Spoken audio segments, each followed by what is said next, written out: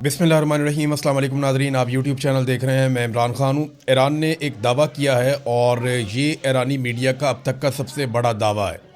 इस दावे के मुताबिक एक वीडियो भी जारी की गई है और इस वीडियो में जो दिखाया गया और जो दावे में बताया गया वो ये है कि एक मिसाइल ईरान ने दागा है और वो जाकर बराह रास्त मोसाद और फ़ौजी इंटेलिजेंस के मराकज़ को लगा है इसराइल में, और इससे इसराइल की तारीख़ का सबसे बड़ा हमला करार दिया जा रहा है।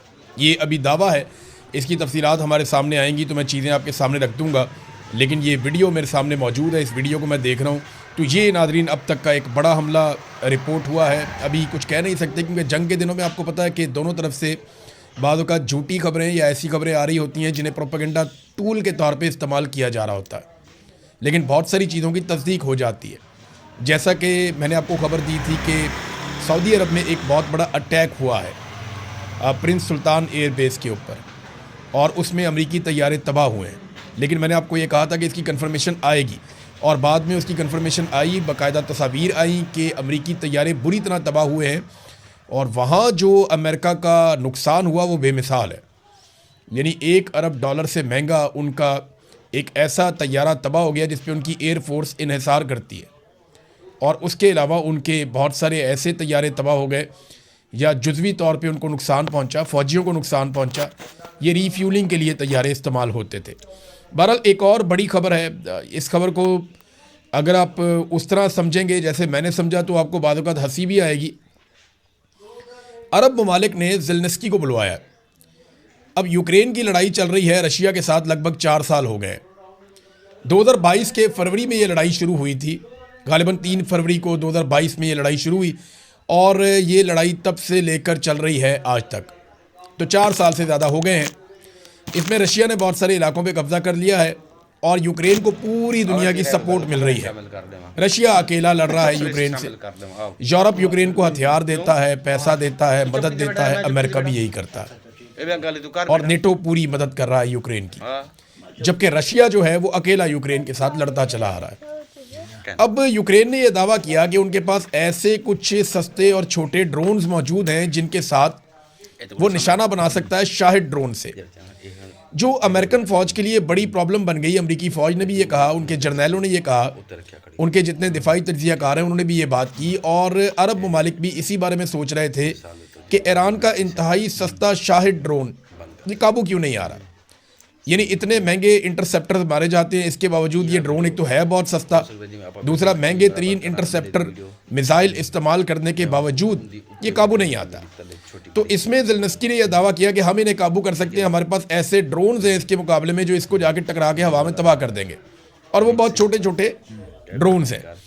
तो अब ये जब यूक्रेन का सदर ज़ेलेंस्की पहुंचा अरब ममालिक में तो इसका बड़ा इस्तकबाल हुआ।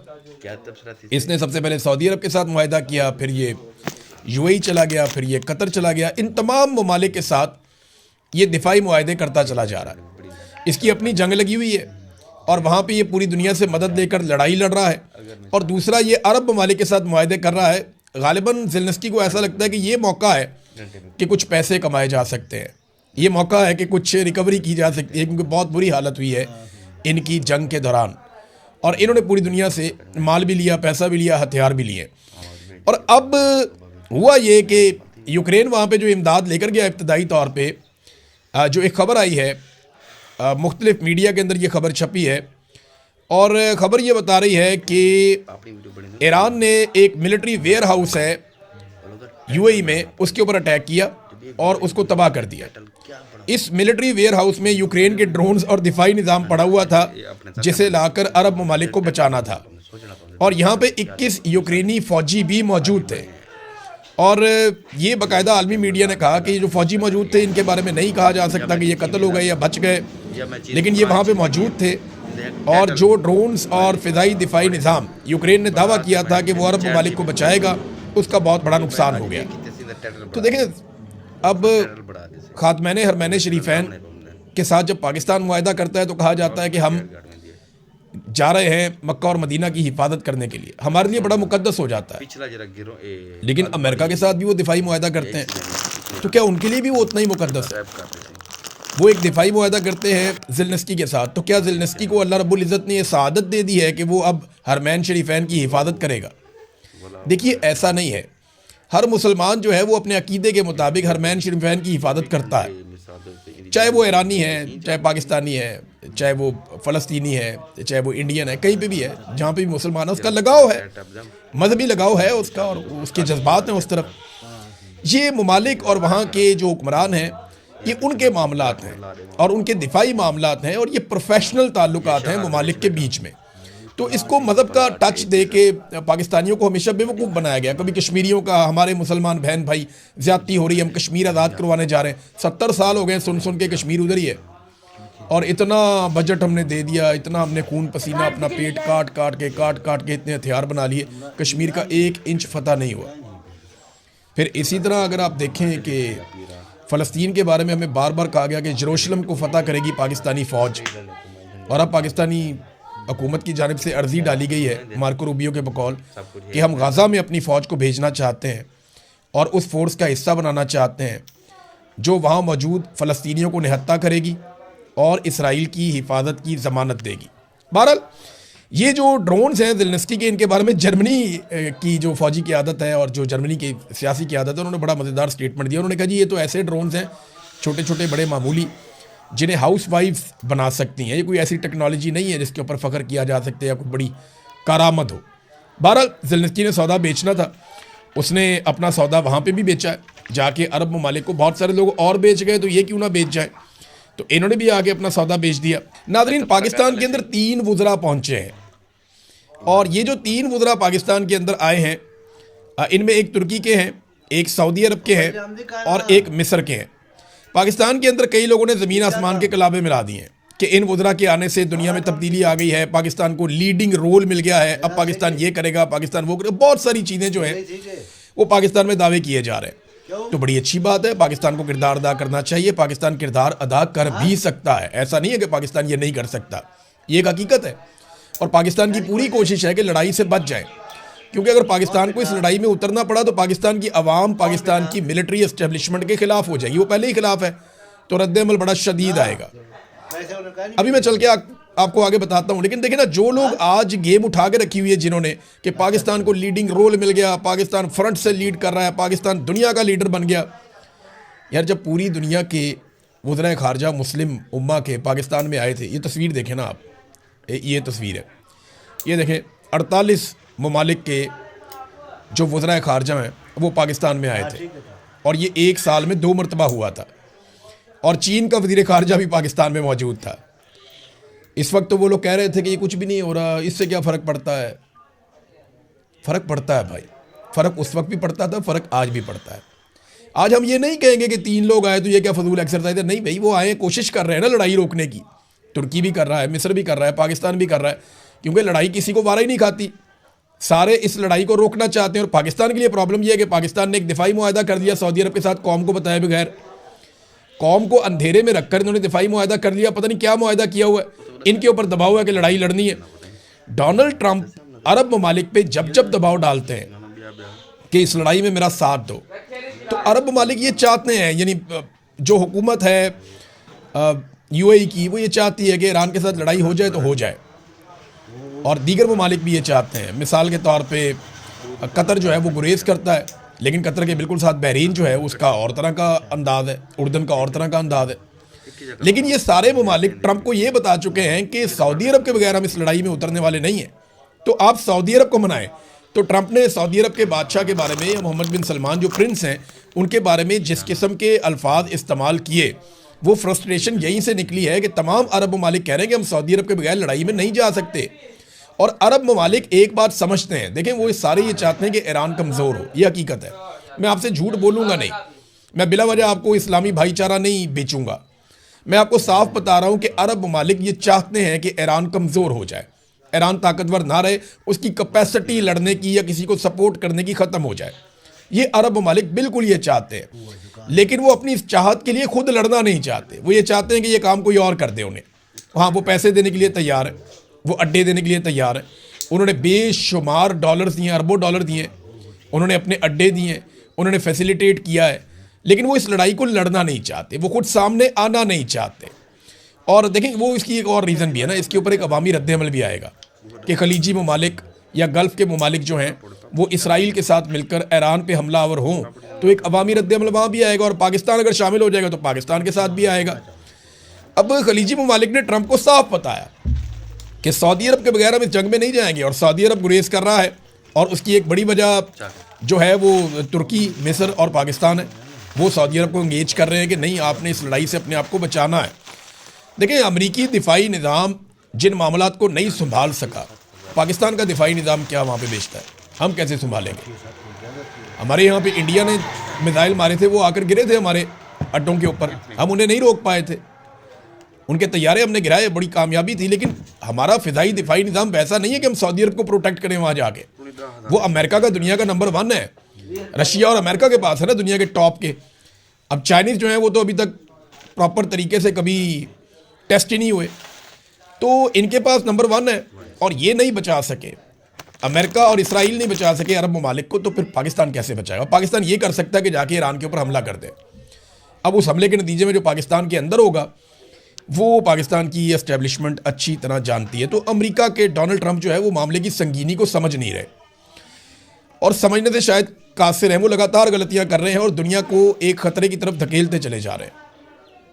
डोनाल्ड ट्रंप बिल्कुल वैसे ही रिएक्ट कर रहे हैं जैसे पाकिस्तान की मिलिट्री एस्टेब्लिशमेंट ने किया। पाकिस्तान की मिलिट्री एस्टेब्लिशमेंट ने सिर्फ अपनी ज़ाती बका और अपने फ़ायदे और अपने इक़्तिदार और अपनी ताकत के बारे में सोचा, और पाकिस्तान को तबाही और बर्बादी से दो चार कर दिया, हर चीज़ को उधेड़ के रख दिया, सिर्फ अपने आप को बचाया। डोनाल्ड ट्रंप भी अपने आप को, अपनी सियासत को बचाने के लिए अमेरिका को और पूरी दुनिया को ख़तरे में डाल रहा है। अमेरिका की चौधराहट तो उसने मलियामेट कर दी है, अब पूरी दुनिया को एक खतरे में डाला हुआ है, और दुनिया इस खतरे को समझ रही है। दुनिया में जितने समझदार लीडर हैं, जितने बड़े लोग हैं, जितने लोग दिफा को समझते हैं, वो सारे लोग लगातार ये कह रहे हैं कि आप आग से खेल रहे हैं। अगर ये जंग फैल गई तो ममालिक ने पहले से तय किया हुआ है कि कौन कहाँ खड़ा होगा, और कई ममालिक ने तय किया हुआ है कि उन्हें किस सूरत में न्यूट्रल रहना है, इस लड़ाई से बाहर रहना है। तो अगर ये लड़ाई फैल गई तो ये लड़ाई बहुत लंबी जाएगी और पूरी दुनिया को इसका खुमियाजा भुगतना पड़ेगा। देखिए, खलीजी ममालिक का नुकसान कोई छोटा नहीं है। आपनाए हुर्मत से क्या कुछ गुजरता है इसका अंदाज़ा आप यहाँ से लगा लें। एक साबिक सफ़ीर हैं जोहर सलीम साहब, उन्होंने ये इन्फॉर्मेशन दी है। मारिया मेमन साहबा के साथ बैठे थे, उन्होंने ये इन्फॉर्मेशन दी। उन्होंने कहा जी यहाँ खाली तेल नहीं गुजरता, दुनिया का 20% तेल तो चलो यहाँ से गुजरता है, दुनिया की 31% गैस भी यहीं से गुजरती है आबनाए हुर्मत से। दुनिया का 34% फर्टिलाइज़र जो खाद्य हैं वो भी यहाँ से गुजरती हैं, और ये भी रुकी हुई हैं। और अगर ये मामला ऐसे ही रुके रहते हैं तो दुनिया में कहत आ सकता है। बहुत सारे ममालिक का इन्हिसार है इस फर्टिलाइज़र के ऊपर, इस फ्यूल के ऊपर, इस गैस के ऊपर, और अगर ये नहीं जाता तो ज़रूरी ज़मीनों को बहुत नुकसान हो जाएगा और फूड सिक्योरिटी के प्रॉब्लम पैदा हो जाएंगे। अब मैं आपको एक चीज़ बताता हूँ कि नुकसान एक्चुअली हुआ कितना, यानी ये जितने भी अरब ममालिक हैं इनका अब तक का जो नुकसान है वो कितने अरब डॉलर का है। ये तो वो मोटा मोटा तखमीना है जो मैं आपके सामने रखने वाला हूँ। नंबर 1, इनका जो नुकसान हुआ वो इनकी जो बंदरगाहों की आमदन है उसका जो नुकसान है वो तकरीबन कोई 14.5 अरब डॉलर का नुकसान एक महीने की लड़ाई में हो गया। फिर इसके बाद तेल और गैस की जो बरामदात का नुकसान है वो लगभग 21.5 अरब डॉलर का नुकसान हो गया। हवाबाजी जो एविएशन और जो सियाहत का नुकसान हुआ है वो लगभग 40 अरब डॉलर का नुकसान हो गया। अच्छा, ये बड़े बड़े नुकसान आते हैं, अगर इनको आप देखें तो 75 से 80 अरब डॉलर का ये बहुत बड़ा नुकसान है एक महीने के अंदर, ये अरब ममालिक को, खलीजी ममालिक को हो गया। अब इसके अलावा जो उनकी गुडविल है, यानी यूएई के अंदर जिस तरह कीमतें नीचे गई हैं प्रॉपर्टी की, उनका रियल स्टेट का बहुत बड़ा बिजनेस है, लोग वहाँ से पैसा निकाल कर भाग रहे हैं और ये अरबों डॉलर है, ये नुकसान अलग है। यानी यूएई ने, पाकिस्तान एक गरीब मुल्क है, कमज़ोर मुल्क है, ज़्यादा पैसा पाकिस्तान से नहीं जाता, तो यूएई ने पाकिस्तान के मामले में एक बैरियर लगा दिया था कि जो ज़्यादा पैसा लेकर आए, अमीर आदमी हो, ताकतवर आदमी हो, इन्फ्लुएंशियल आदमी हो, उनके लिए वीज़े मिल रहे थे। ज़्यादातर पाकिस्तानियों के लिए उन्होंने वीज़े बंद कर दिए थे। वजूहात अलग अलग हो सकती है, कुछ वजूहात हैं ये वहाँ जाके मांगना शुरू हो जाते हैं, कुछ वजूहात हैं वहाँ जाके फ्रॉड भी करते हैं लोग, कुछ वजूहात हैं वहाँ जाके प्रॉस्टिट्यूशन और अजीबोगरीब धंधों में भी लोग अब अजीब अजीब कहानियाँ छोड़ें। लेकिन ये है कि यूएई ने बहुत सारे पाकिस्तानियों के वीज़े बंद कर दिए थे। बहुत सारे ऐसे लोग हैं जो बड़े काबिल एहतराम हैं, उन्हें वीज़े नहीं मिल रहे थे, लेकिन अचानक से यूएई ने वीज़े खोल दिए और अब पाकिस्तानियों को हैरानकुन तौर पे वीज़े मिल रहे हैं। वजह यह है कि यूएई से लोग निकल रहे हैं और वो ये चाहते हैं कि लोग यूएई के अंदर दाखिल हों ताकि एक डाटा जारी किया जाए कि जनाब इन हालात के बावजूद बड़े पैमाने पे और बड़ी तादाद में लोग यूएई में आ रहे हैं। इसलिए एक दिन आपने देखा कि यूएई के जो बादशाह हैं वो निकले और कॉफ़ी पीने के लिए मॉल ऑफ दुबई में गए थे और जाकर उन्होंने वहाँ पे कॉफ़ी पी थी ताकि वो ये तासुर दें कि दुबई में कुछ नहीं होने जा रहा। और उसके बाद दुबई के एयरपोर्ट के ऊपर अटैक होता है और अभी भी दुबई के ऊपर अटैक्स हो रहे हैं। नाजरीन, एक खबर मैं आपको बताता हूँ और देखें आप कितनी तकलीफदेह खबर है। अमेरिकी चैनल है CNN, उसकी टीम के ऊपर हमला किया, इसराइल की जानिब से हमला किया गया और उस हमले के नतीजे में इसराइली आर्मी चीफ ने फौज की पूरी बटालियन मुअत्तल कर दी कि जनाब CNN के सहाफ़ियों पे हमला क्यों किया।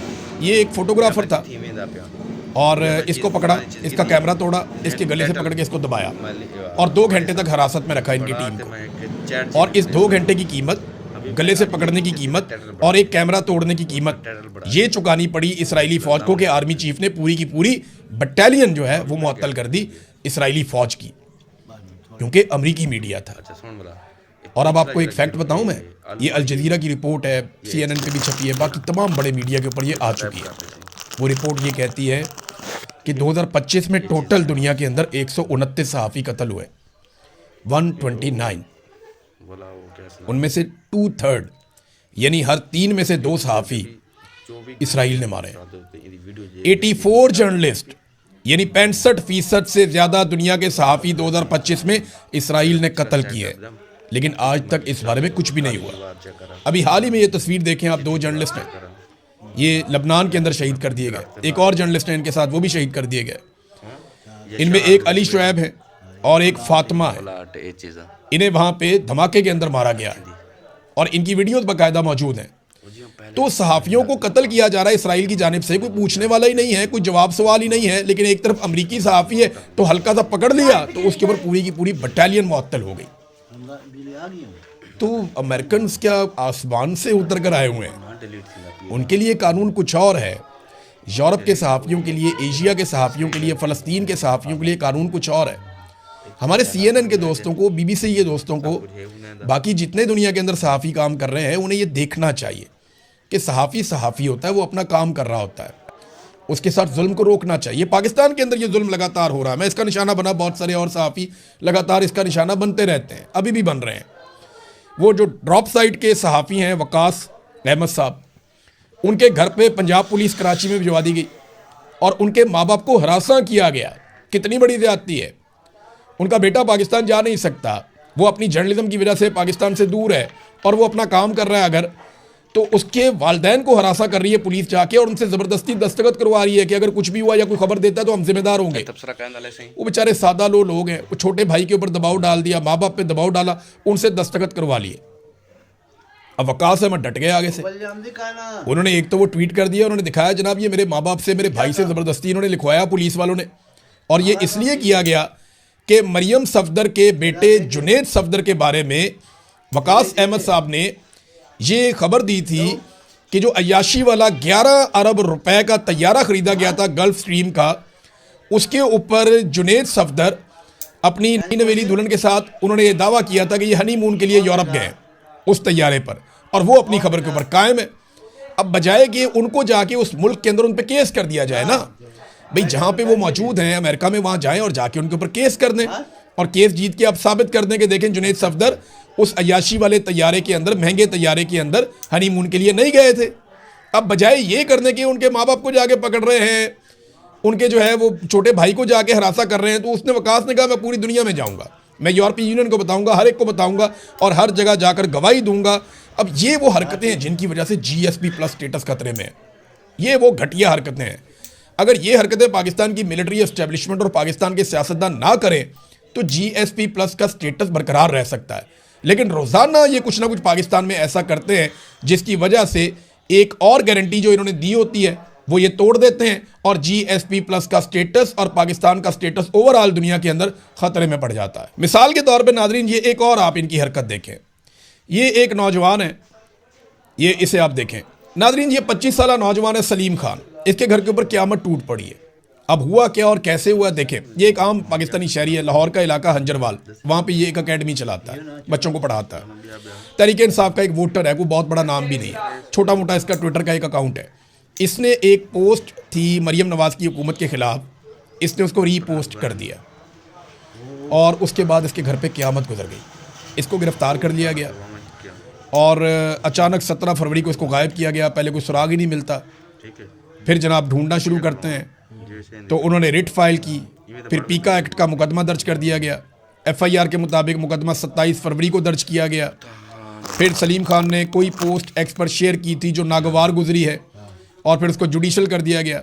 उसकी ज़मानत दायर हुई तो जज साहब ने ईद से 4 दिन पहले यानी 17 मार्च को मुस्तरद कर दी।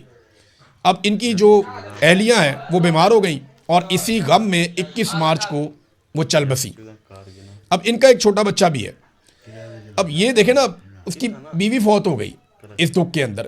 आम आदमी है ना, आम आदमी के लिए बहुत बड़ी बात होती है उसे गिरफ्तार कर लिया जाए, उसको जेल में डाल दिया जाए। उनका पूरा ख़ानदान जो है वो हिल जाता है, लरस जाते हैं लोग। और जो कुछ पाकिस्तान में पाकिस्तानियों के साथ किया गया है उसकी अहलियत डर गई होगी और 21 मार्च को वो चल बसी। अब घर वालों ने कहा जनाब कि सलीम खान को लाया जाए अपनी बीवी को दफन करने के लिए, लेकिन आपको पता है पंजाब में मरियम नवाज़ की हुकूमत है, उनको ये बात पसंद ही नहीं आई। उन्होंने दरख्वास्त मुस्तरद कर दी और फिर लाश उठाकर ले गए और ले जाके कहा जेल के अंदर के इसको देख लो, फिर वहाँ जाके दफना देंगे। ये जुल्म किया गया है। अब मुझे बताएं कि उसने ऐसा कौन सा जुर्म किया था। ये वो घटिया हरकतें हैं जिनकी वजह से GSP+ का स्टेटस जाता हुआ दिखाई दे रहा है। इमरान खान के बेटे की जो तकरीर है उसकी डबिंग करके उर्दू में वो लगा दी PTI ने और सवाल पूछा है अता तारड़ से, अज़मा बुखारी से, दोनों जो इन्फॉर्मेशन मिनिस्टर हैं, कि बताओ कहाँ पे इसने GSP+ के स्टेटस के बारे में बात की है। दिखाओ एक जुमला, कोई एक चीज़ बताओ जहाँ पे इसने उसकी मुखालफत की हो। उसने तो कोई मुखालफत नहीं की। GSP+ का स्टेटस अगर ख़त्म हुआ तो उसके लिए ज़िम्मेदार होगी पाकिस्तान की मिलिट्री एस्टेब्लिशमेंट और उनके तमाम सियासी सहूलतकार जिन्होंने जुल्म और बर्बरियत का बाजार पाकिस्तान में गुज़िश्ता 4 सालों से, वैसे तो 70 सालों से है, लेकिन 4 सालों से टका के गर्म किया हुआ है। अब तक के लिए इतना ही। अपना ख्याल रखिएगा, अपने चैनल का भी। अल्लाह हाफ़िज़।